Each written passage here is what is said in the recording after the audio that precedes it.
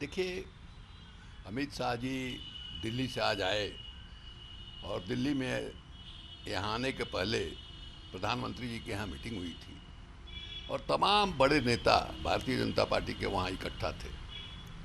बातचीत का एजेंडा था कि अगला जो चुनाव है उस चुनाव में चुनौती मिलने वाली है। यहाँ 23 तारीख को जो बैठक हुई थी नीतीश कुमार के न्योता पर, उस मीटिंग ने इन लोगों की नींद जो है उड़ा दी है। और उसी सिलसिले में आज जो है दिल्ली में बैठक हो रही थी जिसमें चर्चा हुआ कि मंत्रिमंडल में फेरबदल किया जाए, संगठन में फेरबदल किया जाए, अन्यथा काम नहीं चलेगा। और उसी पृष्ठभूमि में लखीसराय में आज जो है अमित शाह जी का भाषण हुआ। अमित शाह जी जो बोल रहे थे पलटू राम और भ्रष्टाचार, ये बात जो है खुद नरेंद्र मोदी जी मध्य प्रदेश में अमेरिका से आने के बाद जो है क्या नहीं कहा। ये लोग चाहे प्रधानमंत्री बोलें चाहे गृह मंत्री बोलें, ये सब जो है इनको जो भय हो गया है मन में, ये कि अगली सरकार हम नहीं बना पाएंगे, उस भय की ये बोली निकल रही है। उसी तरह की भाषा जो है बोल रहे हैं। मतलब बताइए, अमित शाह गृह मंत्री हैं, आज के दिन फिर मणिपुर में हिंसा हो गई और आप बैठे हुए हैं दिल्ली में। आप लोगों ने जो देश की हालत बना दी है, फूट करो राज करो, अंग्रेज़ों से सीखा है आपने। आप मणिपुर में वहाँ के मुख्यमंत्री कह रहे हैं कि हमारे अमित शाह जी ने कहा कि जो समतली ज़मीन है जहाँ मैती लोगों की आबादी है उसको आप संभालिए, और जो पहाड़ी इलाका है जहाँ कुकी और नागा लोग रहते हैं उसको हम देखेंगे। मतलब बताइए, आज तक किस तरह की कभी कोई बात नहीं हुई कि एक राज्य में दो तरह का प्रशासन हो। तो राज इन लोगों से नहीं चल रहा है। ये माने होश हवास खो बैठे हैं और उसी में किसी को पलटू राम कह रहे हैं, किसी को भ्रष्टाचार का आरोप लगा रहे हैं। यही तो कर रहे थे, क्या नाम है, कर्नाटक में भी यही अमित शाह हैं जिन्होंने कहा, और प्रधानमंत्री जी दोनों ने ये बात कही कि हम 50% प्लस 15 जो है सीट हम वहाँ लेके आएंगे। हिमाचल प्रदेश में यही कहा, यहाँ भी वही कह रहे हैं। 39 सीट मिली थी, सही बात है, 39 सीट आपको मिली थी। किसके बदौलत मिली थी? नीतीश कुमार के बदौलत आपको मिली थी। नीतीश कुमार आज आपके साथ नहीं है। आज लालू यादव और नीतीश कुमार दोनों एक साथ मिल गए हैं। याद कीजिए 2015 में क्या हुआ था। गली गली में आपने धुन फाका था अमित शाह जी और नरेंद्र मोदी जी। रिजल्ट क्या निकला था ये भी सबके सामने है। इसलिए जो कुछ वो बोले हैं, वो जो एक दिमाग पर जो हार का भय है, उस भय का इजहार उन्होंने किया था, इसके अलावा कुछ था नहीं वहाँ।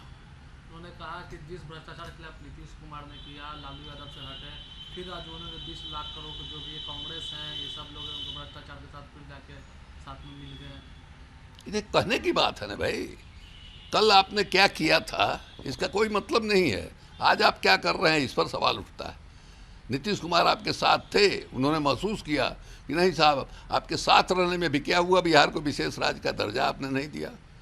हमको याद है अच्छी तरह से, जब पटना विश्वविद्यालय में मीटिंग हो रही थी और 100वां वर्षगांठ जो है पटना विश्वविद्यालय का मनाया जा रहा था, नीतीश कुमार ने हाथ जोड़ करके ऐसे प्रार्थना किया प्रधानमंत्री जी से कि इनको केंद्रीय विद्यालय का दर्जा दे दीजिए। नहीं दिया प्रधानमंत्री ने। ये हालत है।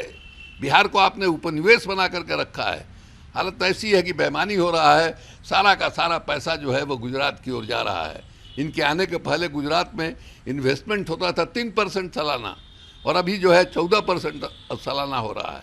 यही स्थिति है। तो यहाँ जो है आपके साथ कौन रहेगा, क्यों रहेगा? आप देश में आग लगा रहे हैं, लोगों के बीच में फूट पैदा कर रहे हैं, सांप्रदायिक आधार पर आप गोलबंदी कर रहे हैं। पूरे देश में आपने जहरीला माहौल बना दिया है। आपने बिहार के लोगों को भी सब बात दिखाया था कि हम नीचे से आपको वहाँ ऊपर पहुँचाएंगे। आज स्थिति क्या है भाई बिहार की? क्या आपने इन्वेस्टमेंट दिया है? जोड़ रहे हैं, कितना हमने चूल्हा दिया, इतना हमने घर दिया। ये क्या है भाई? चूल्हा सिलेंडर खरीदने का लोगों के पास पैसा नहीं है। कहीं इस्तेमाल हो रहा है? पहली बार जो आपने दिया सिलेंडर, उसके बाद जिस ढंग से दाम बढ़ा पेट्रोलियम प्रोडक्ट का, उसका नतीजा हुआ कि वो समझिए कि अगरबत्ती दिखाने वाली हालत जो है हो गई है। ये स्थिति है। झूठ पर कितने दिनों तक खेती चलेगी? इसलिए अभी जो गोलबंदी हो रही है वो गोलबंदी इन लोगों के दिमाग पर सवार है, और उसी ये में जो है प्रलाप ये लोग कर रहे हैं। बिहार में गुंडा राज है, जंगल राज है, बालू राज है, वही बोल रहे हैं, क्या बोलेंगे, दूसरा क्या बोलेंगे? यहाँ ये रामराज है, यहाँ बोलने का के पीछे क्या है? यही है कि जो चुनाव अगला है, वो चुनाव में एक भय जो इनके मन में पैदा हुआ है, इसीलिए इस तरह की भाषा कर रहे हैं। इनके कहने से, इनके सर्टिफिकेट देने से कोई मानेगा कि फलाना चोर है और फलाना साधु है? आप में इतनी अगर साहस है तो आप अदानी का मामला जो है क्यों नहीं जांच करा देते? तमाम पार्टियां कह रही हैं, और ईडी से और सीबीआई से नहीं, पार्लियामेंट्री कमेटी से जांच कराने के लिए कह रहे हैं कि संयुक्त संसदीय दल से आप जांच करा लीजिए। वो भी आप जांच कराने के लिए तैयार नहीं हैं। अगर आप बहुत पाक साफ हैं और सचमुच आपने नाजायज़ ढंग से अदानी का समर्थन नहीं किया है, आपके समर्थन के बगैर वो इतनी ऊंचाई तक पहुंच गए हैं, तो आपको जांच कराने में डर क्या है भाई? इसलिए इस सब अपना छुपाना और दूसरे पर झूठा आरोप लगाना, यही इनका काम है।